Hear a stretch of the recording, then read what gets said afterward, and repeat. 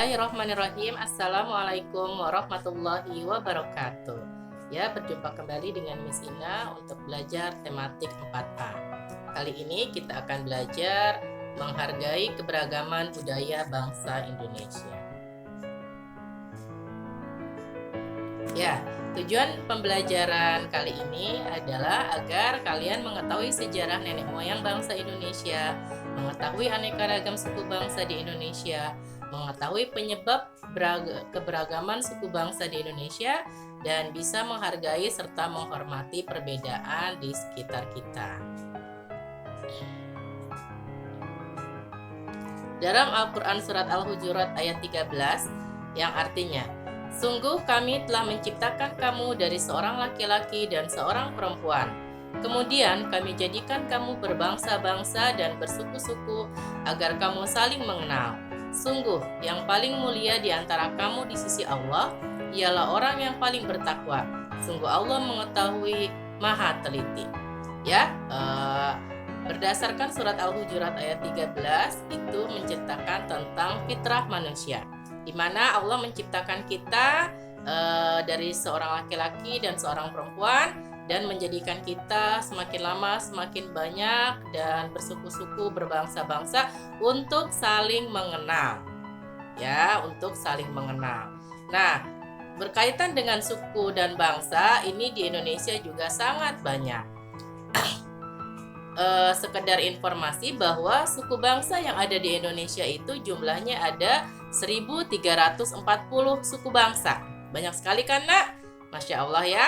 Oleh karena itu, dengan banyaknya suku bangsa, kita harus bisa menghargai serta menghormati perbedaan di antara suku bangsa yang ada di Indonesia. Keragaman budaya bangsa di Indonesia ada banyak. Apa saja? Yang pertama adalah agama.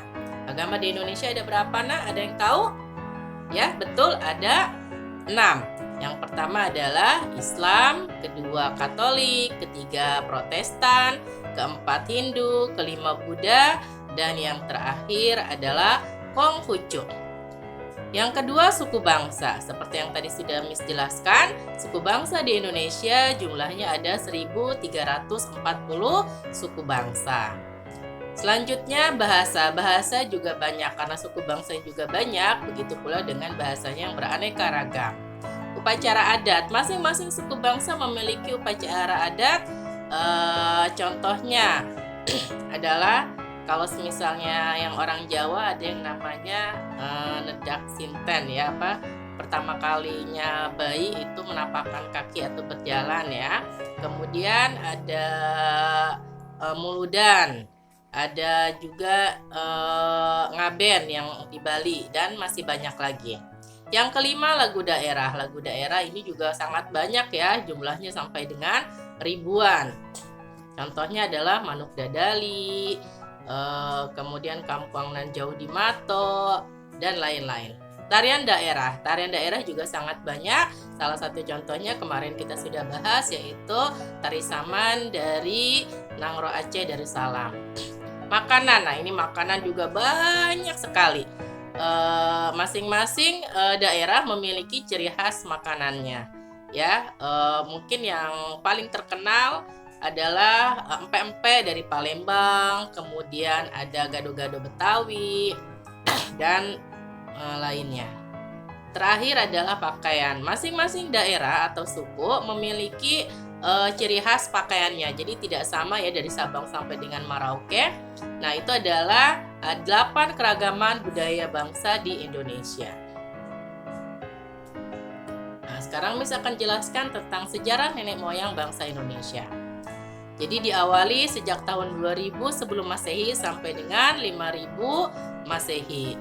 Jadi bangsa Yunan yang ada di Tiongkok Selatan pindah ke wilayah Nusantara. Dulu namanya Nusantara ya, jadi bukan Indonesia, karena terdesak oleh keadaan. Mereka terbagi dalam 2 gelombang kedatangan. Gelombang pertama itu mereka datangnya tahun 2000 sampai dengan 5000 sebelum Masehi, yang disebut dengan Proto Melayu atau Melayu Tua. Gelombang kedua itu datangnya 500 sebelum Masehi, yang kita sebut dengan Detro Melayu ataupun Melayu Muda. Nah, berdasarkan kedatangan nenek moyang kita, maka di Indonesia banyak suku bangsanya, macam-macam. Ada 3 yang akan kita bahas. Yang pertama adalah suku bangsa Negrito.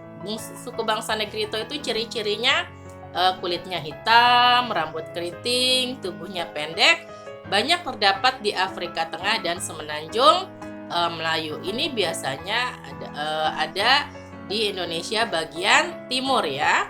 Kemudian yang kedua, suku bangsa Wedoid, ciri-cirinya tubuhnya itu kulitnya sawo matang, rambutnya hitam. Ini biasanya ada di daerah Sumatera, contohnya suku Kubu di Jambi, Gayo di Aceh. Dan yang ketiga, suku bangsa Melayu, ini dibagi menjadi 2. Yang pertama, golongan Melayu tua, contohnya suku Dayak di Kalimantan, suku Toraja di Sulawesi Selatan, suku Batak di Danau Toba. Dan yang kedua adalah golongan Melayu muda.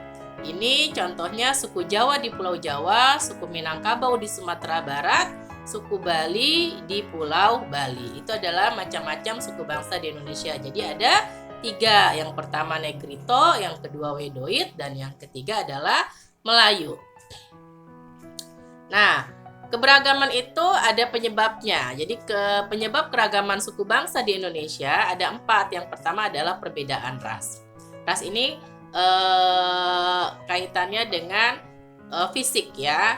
Dari mulai rambut, warna kulit, bentuk mata, bentuk hidung, mulut, dan yang lain-lain. Kemudian adanya perbedaan letak geografis. Jadi suku bangsa yang tinggal di pesisir dengan yang adanya di pegunungan, dataran tinggi, dataran rendah itu berbeda. Yang ketiga, perbedaan latar belakang sejarah. Karena tadi ya bahwa nenek moyang kita datang ke Indonesia dibagi menjadi 2 gelombang. Itu juga akan mempengaruhi perbedaan latar belakang sejarah. Dan yang terakhir adalah perbedaan agama dan kepercayaan. Jadi beberapa tempat itu memiliki agama yang dominan, mayoritasnya apa, kepercayaannya juga apa ya. Itu adalah penyebab keragaman suku bangsa di Indonesia, yaitu perbedaan ras, letak geografis, latar belakang sejarah, dan yang terakhir agama dan kepercayaan. Nah, dengan banyaknya perbedaan tersebut, bagaimana kita harus menyikapinya? Yang pertama adalah dengan menerima suku bangsa lain. Karena kita harus sadar bahwa kita tidak berdiri sendiri. Sukunya tidak hanya 1 ya, tapi ada banyak. Kemudian yang kedua, kita tidak boleh menjelek-jelekan, menghina atau merendahkan suku bangsa lain. Karena semua orang sama ya kedudukannya, dan kita juga harus bersikap menghargai perbedaannya, tidak dengan menjelek-jelekan. Kemudian yang terakhir adalah perbedaan itu adalah rahmat Allah Subhanahu wa Ta'ala. Nah, karena rahmat Allah Subhanahu wa Ta'ala, maka kita harus bersyukur. Dengan adanya perbedaan, kita bisa bersikap menghargai dan menghormati mereka, dan insya Allah apa yang kita lakukan, segala sesuatu yang baik itu akan mendapatkan pahala dari Allah Subhanahu wa Ta'ala. Nah, kesimpulannya adalah pertama, Allah memberikan banyak nikmat kepada kita untuk kita syukuri, diantaranya keanekaragaman suku bangsa, agama, bahasa, dan budaya. Bagaimana cara mensyukurinya? Yang pertama dengan mengucapkan alhamdulillah, yang kedua dengan bersikap baik kepada orang-orang di sekeliling kita yang memiliki perbedaan. Kemudian yang kedua, sebagai anak Indonesia, kita harus mempelajari sejarah budaya Indonesia agar kita bisa mencintai bangsa kita sendiri. Ya, yang ketiga, meskipun kita berbeda-beda, tapi kita harus bisa menghormati dan menghargai.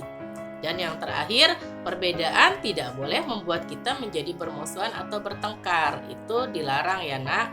Jadi ketika ada perbedaan itu kita harus sikapi dengan menerimanya. Ya. Cukup sekian dari Miss, mudah-mudahan kalian bisa memahami materi yang Miss sampaikan dan bisa mengerjakan tugas yang Miss berikan.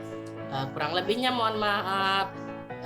Miss harap semuanya tetap semangat dalam belajar dan jaga kesehatan. Billahi taufiq wal hidayah. Wassalamualaikum warahmatullahi wabarakatuh.